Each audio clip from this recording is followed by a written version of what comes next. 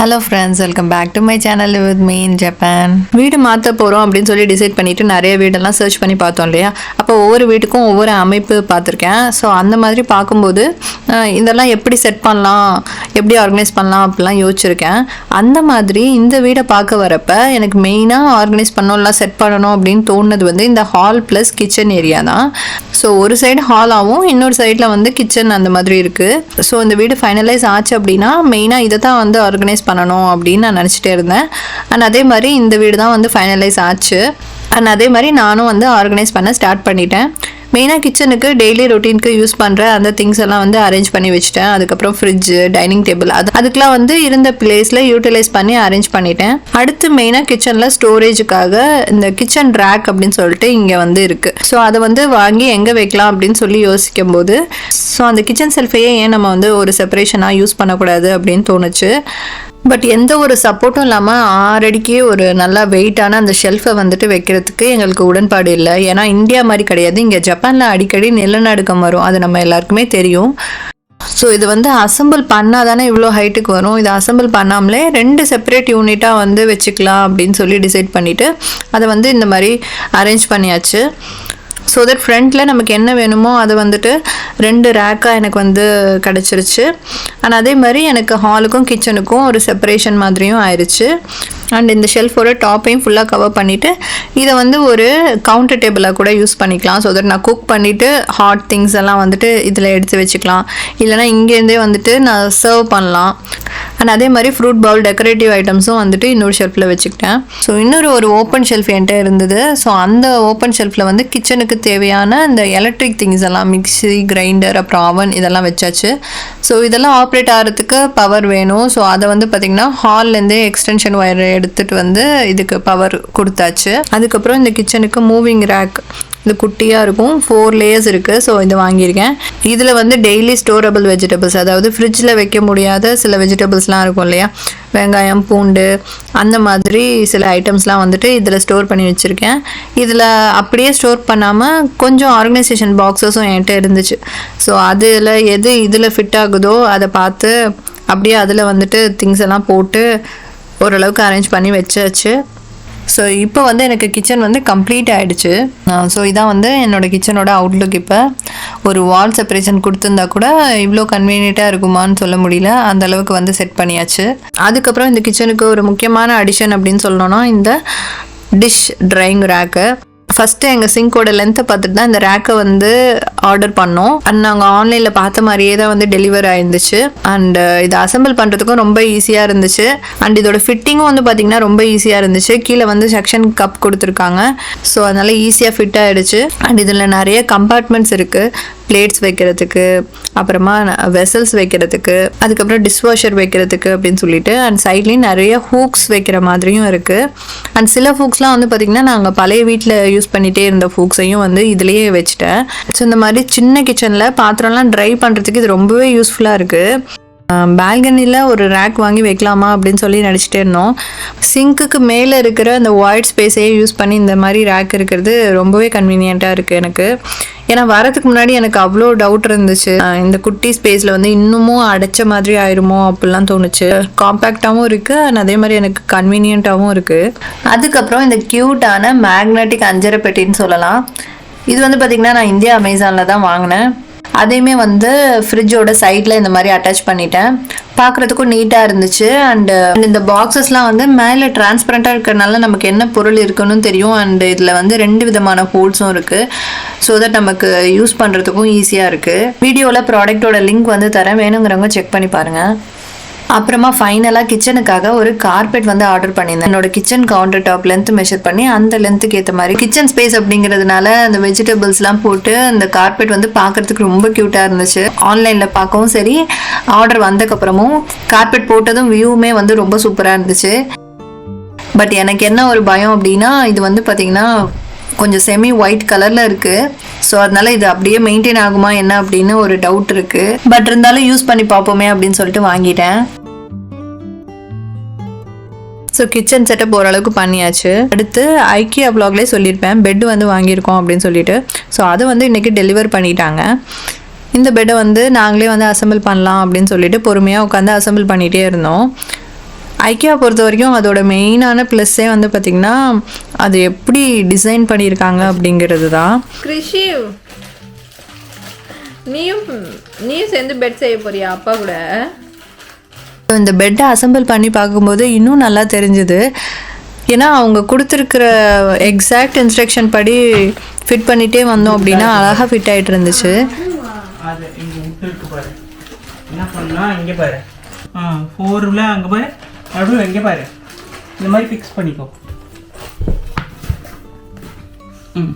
1 நடுவில் மட்டும், மிடில் மட்டும் இங்கே 2. இந்த பெட்டோட ஸ்டோரேஜ் செல்ஃபை ஃபஸ்ட்டு அசம்பிள் பண்ணிகிட்டே இருந்தோம்.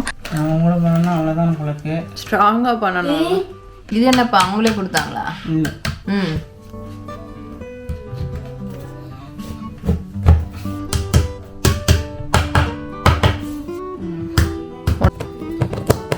ஸோ அதுக்கு வந்து வுட்டில் வந்து ஷீட் மாதிரி ப்ரொவைட் பண்ணியிருக்காங்க. ஸோ இந்த ஷீட்டில் ஆக்சுவலாக ஒரு பார்ட்டிஷன் வந்து இருக்குது. பட் ஆனால் அது வந்து விசிபிளாகவே இல்லை. அதை நேராக வச்சிட்டோம் அப்படின்னா அதில் ஒரு டிவைட் இருக்கிறதே தெரியல. அந்த அளவுக்கு டிசைன் அவ்வளோ சூப்பராக பக்காவாக இருந்துச்சு. பட் என்ன அசம்பிள் பண்ணுறதுக்கு கொஞ்சம் டைம் எடுத்துகிட்டே இருந்துச்சு. அது ஒவ்வொன்றா அசம்பிள் பண்ணியாச்சு. என்ன பண்ணிகிட்ருக்க?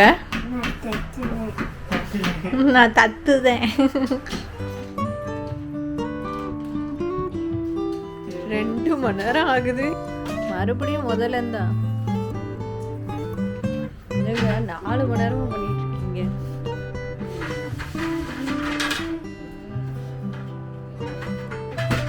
கஷ்டமா இருக்கா? அண்ட் ஐக்கியாலேயே மேட்ரஸஸும் வாங்கியாச்சு. ஸோ பெட்டை அரேஞ்ச் பண்ணிவிட்டு கையோட மேட்ரஸஸும் போட்டாச்சு. அண்ட் அதுக்கு கவரும் வந்து வாங்கிட்டோம், அதையுமே ஃபிட் பண்ணியாச்சு. நல்லா அவங்க பேக் பண்ணிட்டு வேக்யூம் போட்டிருப்பாங்கன்னு நினைக்கிறேன். ஏர் டைட் ஆக்கியிருப்பாங்க எனக்கு தெரிஞ்சு. ஒயிட் கலர் தான் இந்த சைடு. இதுதான் ஃப்ரண்ட்டு. பெட் வந்து பார்த்தீங்கன்னா இப்போதைக்கு இந்த மாதிரி இருக்கட்டும் அப்படின்னு சொல்லிட்டு வச்சுருக்கோம். மேபி நாங்கள் இன்னும் ஆர்கனைஸ் பண்ணுறப்ப இதோட பொசிஷன் வந்து மாறலாம். ஆனால் பெட்டு போட்டதும் ரூமோட பாதி ஸ்பேஸ் வந்து போயிடுச்சு. அடுத்து அமேசானில் ஒரு கிளாத் ஆர்கனைசர் வாங்கியிருந்தேன்.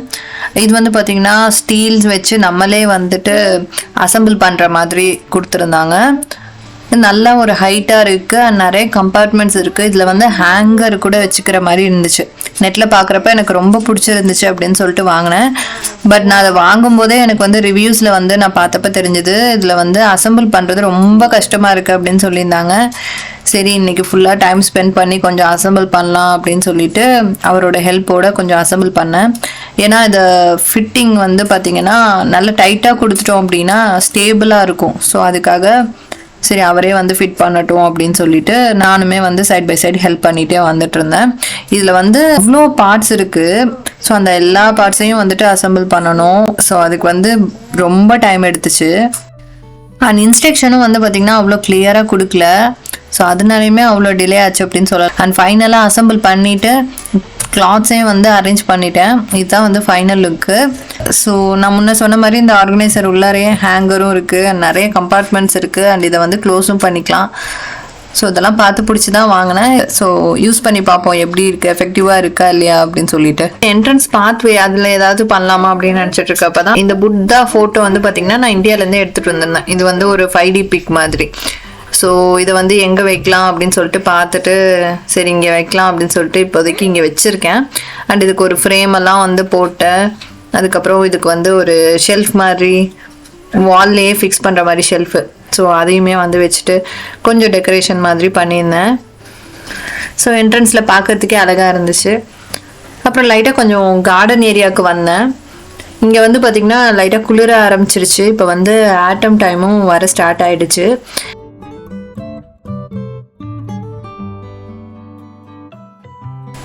நடுவில் கொஞ்சம் வெயில் அடிக்கவே இந்த மல்லிகைப்பூ செடியில் வந்து பார்த்திங்கன்னா திரும்பியும் பூ மொட்டு விட்டுருந்துச்சு. ஆனால் அதுக்குள்ளே இப்போ வந்து குளிர ஆரம்பிச்சிருச்சு. திடீர்னு தான் மாறுச்சு. ஸோ அதனால் அந்த மொட்டெல்லாம் அப்படியே நின்றுச்சு.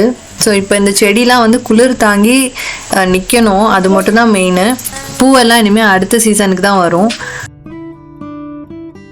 அண்ட் கரெக்டாக அன்னைக்கு வந்துட்டு ரோஸும் வந்து பூத்து இருந்துச்சு. சரின்ட்டு அதை எடுத்துகிட்டு வந்து புத்தாக்கு வச்சாச்சு.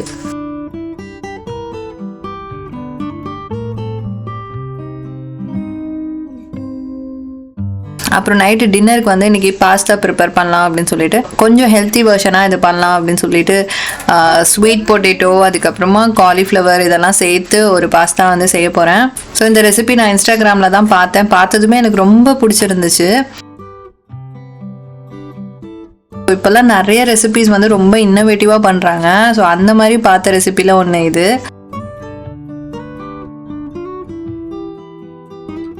ஸோ இது வந்து பார்த்திங்கன்னா மைதா மாவு, பட்டர் இதெல்லாம் இல்லாமலே வந்து ஒயிட் சாஸ் வந்து ப்ரிப்பேர் பண்ண போகிறோம்.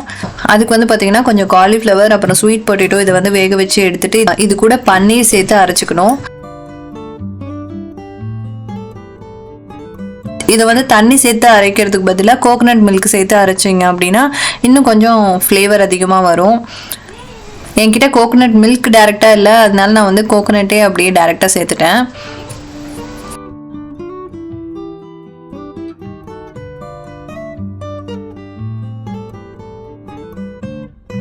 இப்போ வந்து அந்த ஒயிட் சாஸ் வந்து ரெடி ஆயிடுச்சு.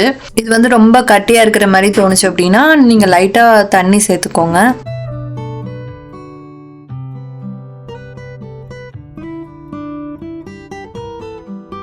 நெக்ஸ்ட்டு ஒரு பேனில் ஆனியன் அதுக்கப்புறமா குடமிளகாய் இதெல்லாம் சேர்த்து வறுத்துட்டு அதுக்கப்புறம் இந்த ஒயிட் சாஸ் பேஸை வந்து போட்டுட்டு தேவையான அளவு உப்பு சேர்த்து நல்லா ஒரு கொதி வந்ததுக்கப்புறமா நம்ம ஆட் பண்ண வேண்டிய சீசனிங்ஸ் எல்லாம் ஆட் பண்ணிவிட்டு நம்ம வேக வச்ச பாஸ்தாவை போட்டு பரட்டி எடுத்துட்டோம் அப்படின்னா சூப்பரான vegetable white sauce pasta with no maida. And டேஸ்ட்டும் வந்து பார்த்திங்க அப்படின்னா ஒரு யூனிக் டேஸ்ட்டாக இருந்துச்சு. அண்ட் உங்கள் வீட்டு குட்டீஸ்க்கும் வந்து வெஜிடபிள்ஸ்லாம் கொடுக்கணும் அப்படின்னா இந்த ரெசிபி ஆப்டாக இருக்கும் அப்படின்னு நினைக்கிறேன். ஒரு ஹெல்த்தியான ஒயிட் சாஸ் பாஸ்தா நீங்கள் வந்து சாப்பிடணும் அப்படின்னா கண்டிப்பாக இந்த ரெசிபியை வந்து ட்ரை பண்ணி பாருங்கள். இன்னும் வீட்டில் நிறைய ஏரியாஸ் வந்து ஆர்கனைஸ் பண்ண வேண்டியிருக்கு. அண்ட் இந்த ஆர்கனைசேஷனுக்காகவும் சரி வீட்டுக்காகவும் சரி சில திங்ஸ் வந்து ஷாப் பண்ணியிருக்கேன். அது எல்லாத்தையுமே வந்து அடுத்த வீடியோவில் பார்க்கலாம். அண்ட் இந்த வீடியோ இன்ட்ரெஸ்டிங்காக இருந்திருக்கும், உங்கள் எல்லாருக்கும் பிடிச்சிருக்கும் அப்படின்னு நினைக்கிறேன். இந்த வீடியோ பிடிச்சா மறக்காமல் லைக் பண்ணிவிட்டு உங்கள் கருத்தை வந்து கமெண்ட்ஸில் தெரிவிங்க. மறுபடியும் நான் உங்களை இன்னொரு இன்ட்ரெஸ்டிங்கான வீடியோவில் சந்திக்கிறேன். அது வரைக்கும் டாடா friends, take care and bye from Preethi.